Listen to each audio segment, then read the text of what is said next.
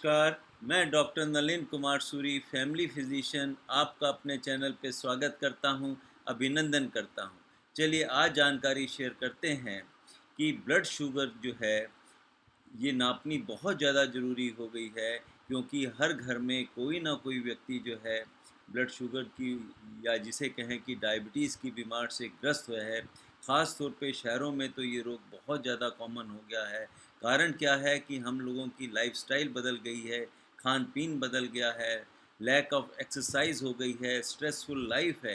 तो ऐसे बहुत सारे कारण हैं जिसकी वजह से शरीर में ब्लड शुगर की मात्रा बढ़ती जा रही है। और आजकल तो इसे नापना बहुत ही आसान हो गया है। एक ग्लूकोमीटर आता है जिसकी वजह से आप घर पे रह के ही अपनी ब्लड शुगर चेक कर सकते हैं। और ये जानना कि नॉर्मल रेंज क्या है, ये भी बहुत ज़्यादा ज़रूरी है। तो चलिए इसी पे एक छोटी-सी चर्चा मैं आपके साथ करता हूँ कि एक नॉर्मल रेंज ब्लड शुगर की क्या होती है, जिससे कि हम अपनी नॉर्मल ब्लड शुगर नाप सकें। रैंडम ब्लड शुगर नापी जा सकती है और खाना खाने के 2 घंटे की बाद की शुगर नाप सकते हैं। और इसकी नॉर्मल रेंज जानने से तो आपको घर बैठे ही पता लग जाएगा, कहीं आप नॉर्मल रेंज के मतलब जिसको अभी-अभी ब्लड शुगर नहीं हुई है या अभी प्री डायबिटिक है, तो इसकी जानकारी आपको स्वतः ही घर पे ग्लूकोमीटर की सहायता से हो सकती है। तो देखिए सबसे पहले बात करते हैं हम कि फास्टिंग ब्लड शुगर नापने की क्या नॉर्मल रेंज होती है। तो देखिए ये जो ब्लड शुगर होती है, इसके लिए कम से कम 8 से 10 घंटे तक आपको खाली पेट रहना होता है। हाँ, आप पानी ज़रूर पी सकते हैं, सादा पानी पी सकते हैं, लेकिन वो ग्लास भी बिल्कुल साफ़ होना चाहिए, उसमें मिठास किसी भी किस्म की ना लगी हो। तो उस ग्लास से अगर आप पानी पिएँ तो कोई दिक्कत नहीं है। तो कहने का मतलब ये है कि 8 से 10 घंटे की फास्टिंग होनी चाहिए। तो आम तौर पे आप जब रात का खाना खाते हैं, वो एक नॉर्मल जो आप रेगुलर जो जिस टाइप से आप खाना खा रहे हैं, वैसे ही खाते रहें, ना कम करें, ना ज़्यादा बनाएँ। तो ऐसी नेक्स्ट डे जो है, आप 8 से 10 घंटे बाद जब आप अपनी ब्लड शुगर नापेंगे, तो आपको पता लग जाएगा कि आपकी फास्टिंग ब्लड शुगर की रेंज क्या है। तो जो नॉर्मल रेंज होती है ब्लड शुगर नापने की, वो जो आती है वो 90 मिलीग्राम पर डेसीलीटर से लेकर 100 मिलीग्राम पर डेसीलीटर की जो रेंज है, मैं दोबारा बोलता हूँ, 90 से 100 के बीच की जो रेंज है, ये एक नॉर्मल हम ब्लड शुगर की रेंज मान लेते हैं। और अगर किसी की ब्लड शुगर 100 मिलीग्राम डेसीलीटर से लेकर 125 मिलीग्राम डेसीलीटर तक है, दोबारा बोलता हूँ, 100 से 125 के बीच की अगर रेंज है, तो ये एक तरह से प्री डायबिटिक कंडीशन मानी जाती है कि अभी आपको डायबिटीज़ नहीं हुई है, लेकिन ये पड़ाव आ चुका है कि आने वाले समय में आपको ब्लड शुगर हो सकती है। तो अगर किसी व्यक्ति की 100 से 125 के बीच में है, तो वो प्री डायबिटिक कंडीशन में है। और अगर 125 से ऊपर ब्लड शुगर आ रही है, फास्टिंग ब्लड शुगर उससे ऊपर आ रही है, तो ये मान लें कि आपको डायबिटीज़ की बीमारी हो चुकी है। तो ये जो रेंज है कि फास्टिंग, दोबारा बोल रहा हूँ, फास्टिंग जो है 90 से 100 और 100 से 125 और 1 से 25 के ऊपर। 90 से 100 के बीच में आपकी नॉर्मल ब्लड शुगर है, 100 से 125 के बीच में प्री डायबिटिक हैं, और 125 के ऊपर की अगर शुगर आ रही है, तो आप जो हैं, आप डायबिटीज़ के मरीज़ बन चुके हैं।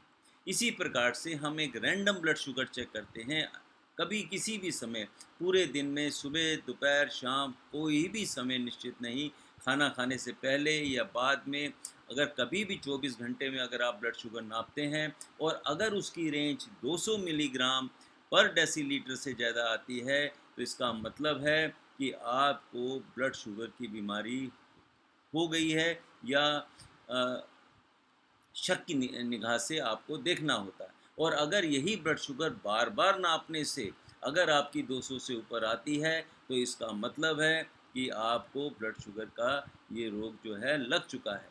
और ये ब्लड शुगर की जो चेकिंग होती है, ये रैंडम किया जाता है, कभी किसी समय कर लीजिए, कोई निश्चित नहीं है। तो अगर आप डिफरेंट समय में भी अगर आपकी 200 मिलीग्राम पर डेसीलीटर से ज़्यादा आती है, तो इसका मतलब कि आपको शुगर का रोग हो गया है। इसी प्रकार से एक शुगर और नापी जाती है जिसे हम कहते हैं पीपी ब्लड शुगर, मतलब पोस्ट पेरेंडियल ब्लड शुगर की जांच की जाती है। इसमें क्या होता है कि खाना खाने के बाद जो आप नॉर्मल खाना खाते हैं उसके 2 घंटे के बाद की शुगर नापी जाती है। जिस समय आप पहली ग्रास खाते हैं खाने का और उसके पूरे 2 घंटे के बाद, एग्ज़ैक्ट 2 आवर्स के बाद जो शुगर नापी जाती है तो उससे पता लग जाता है कि आपको ब्लड शुगर का रोग है या नहीं है। तो देखिए ये जो रेंज होती है, अगर किसी व्यक्ति को 140 या उससे नीचे आती है तो इसका मतलब अभी वो डायबिटिक नहीं है, और अगर किसी व्यक्ति की 140 से लेकर 199 के मिलीग्राम पर डेसीलीटर के बीच में आती है, दोबारा बोलता हूँ, 140 से लेकर 199 तक 199 मिलीग्राम पर डेसीलीटर के बीच की अगर ब्लड शुगर है तो वो प्री डायबिटिक कंडीशन में है, कि अभी उन्हें शुगर की बीमारी नहीं लगी है, लेकिन आने वाले समय में वो ब्लड शुगर के मरीज बन सकते हैं, डायबिटीज़ के मरीज बन सकते हैं। और अगर यही ब्लड शुगर पीपी 200 से ज़्यादा मिलीग्राम पर डेसीलीटर से आती है तो इसका मतलब है कि आपको ब्लड शुगर का रोग लग चुका है। तो ऐसी ही एक बात मैं और बताता हूँ, कभी-कभी ब्लड शुगर बहुत नीचे भी रेंज में आती है।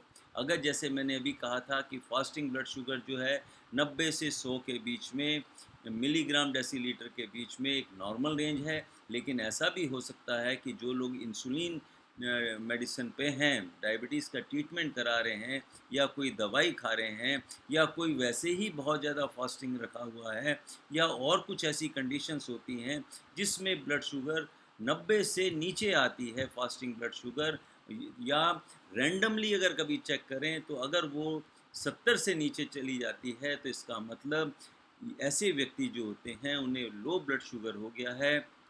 उन्हें जो ये जो है कि एक जिसे हम हाइपोग्लाइसीमिया बोलते हैं कि उनके शरीर में शुगर की मात्रा बहुत कम है।